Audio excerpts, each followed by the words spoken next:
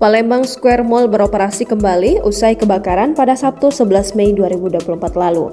Operasional hari ini masih terbatas, hanya di lantai 1 saja dan juga jam operasional juga belum full.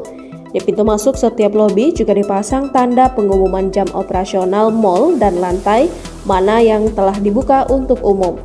Asisten Chief Markom Palembang Square Mall, Intan Indirayani, mengatakan mall sudah kembali buka, namun manajemen juga masih melakukan pembersihan menyeluruh. Hari pertama mall beroperasi cukup ramai, pengunjung terlihat dari antusias masyarakat yang datang belanja juga berburu kuliner.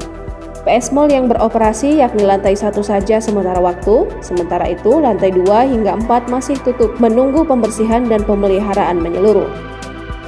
Di lantai 1 mall terdiri dari tenan kuliner, fashion, toko smartphone, toko perhiasan, pameran kendaraan, tenan UMKM, toko sepatu, hingga arena permainan Rainbow Slide yang ada di atrium mall.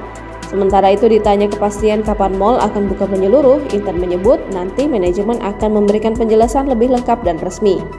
Sementara itu Palembang Square Extension atau PSX selama PS tutup tetap beroperasi normal seperti biasa pada pukul 10 hingga 22 waktu Indonesia Barat setiap harinya.